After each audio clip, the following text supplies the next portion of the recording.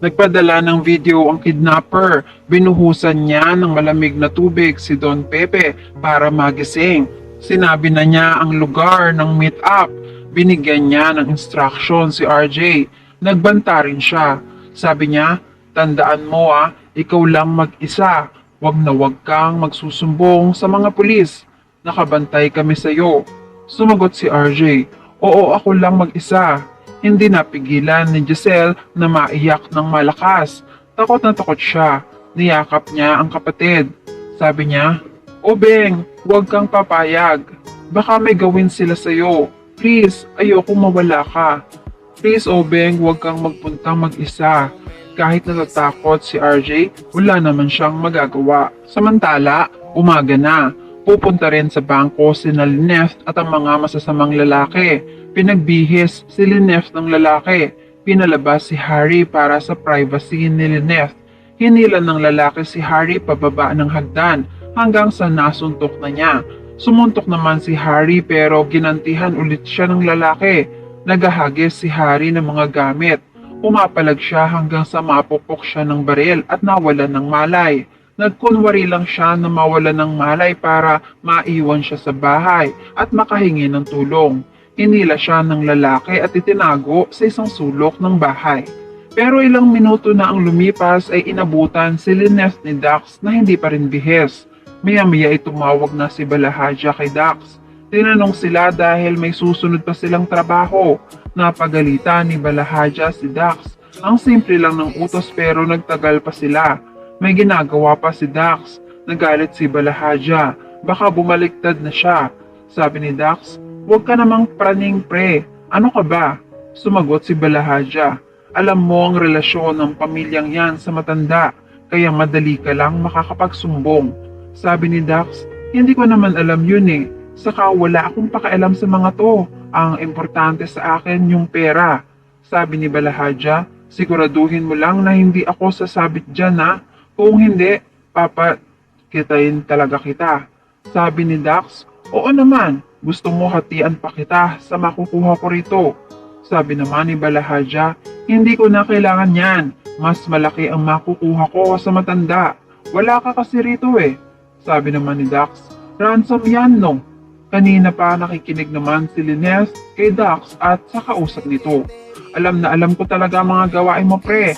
O sige, tatapusin ko na to para makapunta dyan. Nagbanta si Balahadja.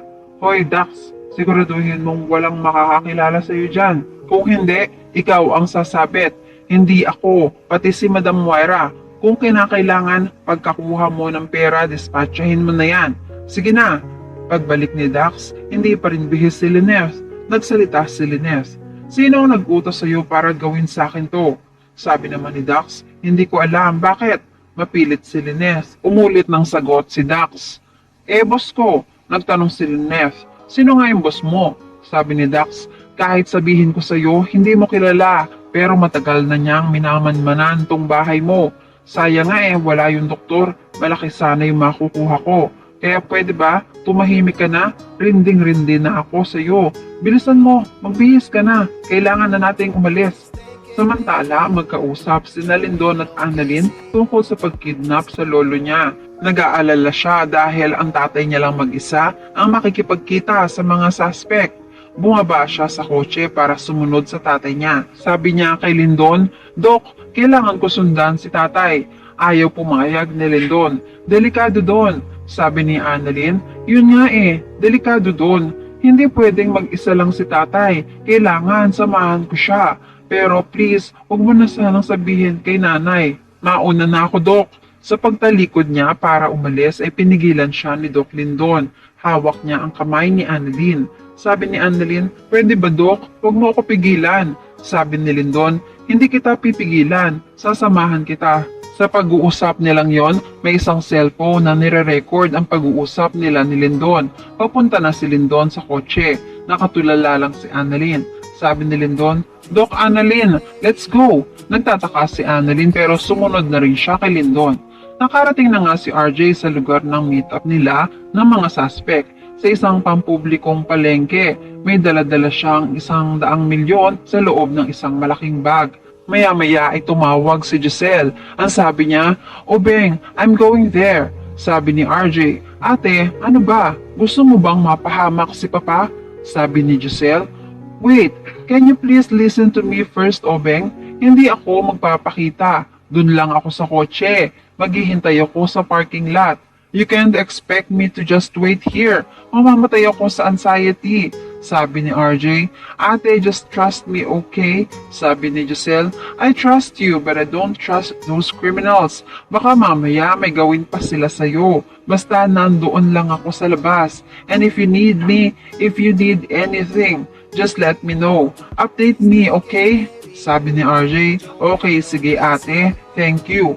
Basta ate, huwag kang tumawag ng pulis ha." Sagot naman ni Giselle, "Oo, hindi ako tatawag sa mga pulis. Mag-ingat ka, okay?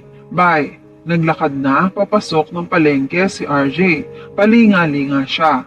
Samantala, magkausap na naman sina Moira at Balahadja. Tanong ni Moira, "Anong balita doon sa bata mo? Nagawa ba niya ang inuutos ko?" Sumagot si Balahadja, "Oo, madam, tapos na." Sabi pa ni Moira, "Baka matrace yang sa akin ha?" Sagot ni Balahadja, "Walang matitrace kung walang ititrace." Samantala, sumunod sina Lindon at Annalyn sa palengke. Makikita ni Annalyn sina Nurse Karen at Nurse Ivan. Itatanong niya sa kanila, "Nurse Karen, anong ginagawa niyo rito? Bakit ganyan ang suot niyo?" Sumagot si Karen, "Sabi ni Doc Lindon, kailangan mo raw ng rest back Kaya eto kami." Samantala, kinuha na ng mga lalaki si Lineth. Pinasakay siya sa sasakyan. Nang makaupo na si Lineth ay makikita niya na parating ang sasakyan ni Carlos. Magugulat siya. Natawag pa niya ang pangalan ng asawa.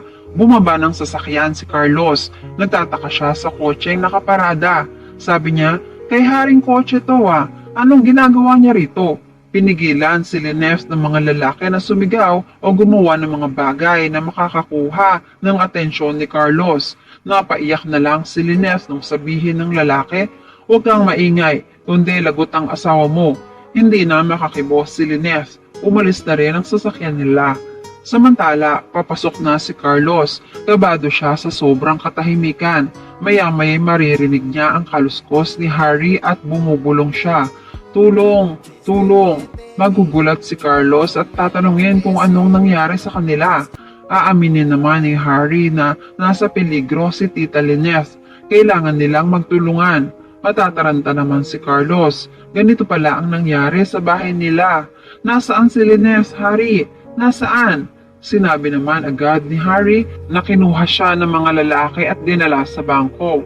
Sa kabilang banda, tumawag na ang lalaki kay RJ at nag-iba siya ng boses. Si Moira pala ito. Nagbago lang siya ng boses sa tulong ng voice app. Sabi ni RJ, "Dala ko na yung pera." Nakatunog na si Moira na may sumunod kay RJ. Sina Annalyn at ang mga kaibigan nito. Sabi ni Moira sa nagtatagong ibang boses, "Parang nagbago na ang isip ko kung yin ko na lang kaya ang tatay mo." Nakikita ni Moira si RJ sa palengke gamit ang CCTV. Tinutok ni Moira ang laser light sa katawan ni RJ para takutin na may nakatutok na baril sa kanya. Tinuloy ni Moira ang sinabi, "At ikaw." Habang kausap ni RJ ang suspect, nakita niya ang isang ilaw na nakatutok sa dibdib niya. Palingalinga si RJ dahil nakikita pala siya ng suspect. Samantala, nakatanaw sa malayo si Kinito. Alam niyang narito sila dahil private investigator siya. Natunugan niyang hindi umalis si Don Pepe at agad siyang gumawa ng paraan para matuklasan ang dahilan. Susunod siya kay Moira at aalamin ang kinaroroonan ng hideout nila.